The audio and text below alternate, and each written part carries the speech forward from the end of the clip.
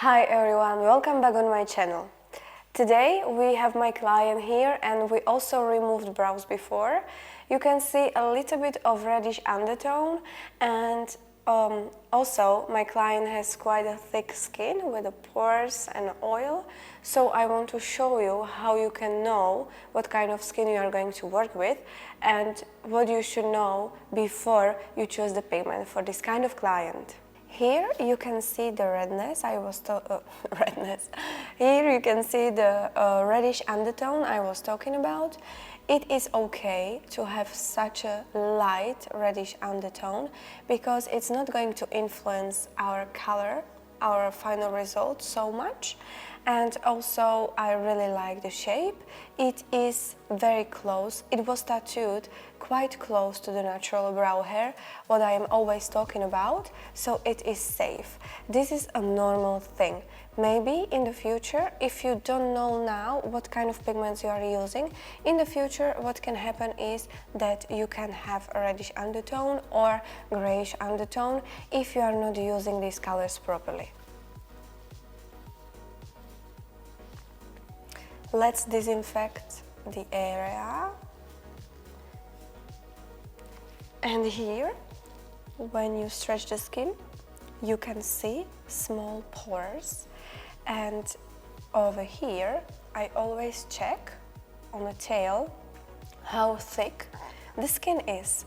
And here I can see that the skin is thicker, so I know I have to use slightly warmer color for my client because I want the result to be neutral and not too cool. Even though you can see a little bit of reddish color, it is not a lot, so it's not going to influence our final result, our healed effect a lot. I like to brush it off and then we will remove the brow hair over here. We are preparing my first online course and we are also going to do beautiful videos for all different kind of skin. So I will teach you how to choose pigment based on the skin you have, and I will also teach you how to know what kind of skin you are working with and how thick or how thin the skin is, because when I was starting in the beginning I was never thinking about these kind of things because no one told me it is so important. So based on my experience I realized it is really, really important to know what kind of skin you have and how thick the skin is, because if you will work on the thin skin and you will not realize the skin is super thin, the brows will be grayish almost immediately, even though you use light color.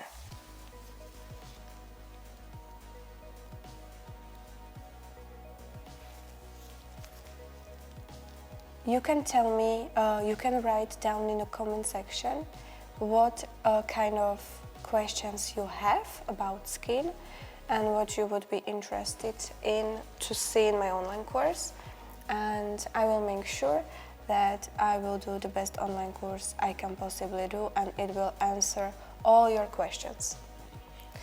Here you can see that I removed some of the brow hair and I only touched the skin and I was working a little bit, and you can already see that the skin is a bit reddish, so it means that this kind of skin is quite sensitive. You can see the brow before me touching on it, and I used alcohol over here too. I used disinfectant, and even though I use disinfectant, nothing is going on over here. Here you can see that the skin is sensitive and I only touched the skin like 5 times. Here you can see the skin without me touching it, and here you can see the skin where I touched it already quite a few times. And you can also see that the skin is kind of oily because it is shiny, and bigger the pores you have on the client's skin, more oily it is going to be, or it's prone to be. I would like to tell you some tips while I will be plugging? I don't know what's the name of it. Okay, while I will be working on my client. So, tip number 1, always check the tail or skin on the tail and make sure you know what kind of thickness it is, how thick the skin is, because if you are not 100% sure, your brows can really be a disaster. And I am talking only because of my own experience, and I think it's really important. And even though the skin can be thinner, if it's thinner, still you cannot use a lot of pressure. That's tip number 1. Tip number 2, always use warmer colors for the clients with a little bit more oily skin. And because a little bit more oily skin, it's like orange, and they almost always have thicker skin. And deeper you go, cooler the color will heal. And in general, the color always heals cooler. It almost never heals warmer in the skin. So it would be really good to use kind of warmer color. Maybe you can use some kind of corrector, orange corrector, or from Clinita we have copper or paprika. I prefer copper. And if you use maybe 1 or 2 drops, it basically depends on the undertone of the client, but if you use 1 or 2 drops, that's perfectly fine. And you can always test it on the tail if it's good or not.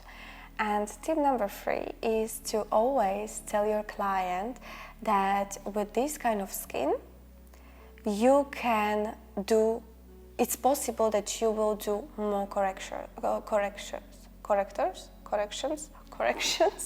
You will do more corrections, because with this kind of skin, also the healing process is quite quick, and we know that the longer the scabs are on the brows, more beautifully the brows will heal. And in this place, or at this case, it's not really what's going to happen, and almost always the scabs fall off very quickly, so that means that the color is not nice in the skin, or it is not as nice as it would be if the scabs would be there for a little bit longer. So make sure that you are safe in front of your client and tell your client the truth. Always tell your client the truth. This is the biggest tip I can give you throughout the experience I had, because if you are trying to look like everything will be fine and at the end it's not fine, the client feel disappointed. But if you tell them the truth in like before the procedure or in the middle of the procedure, then they know what to expect. And it is all about expectation. So make sure that you tell them everything before, and they know what will happen and or what could possibly happen.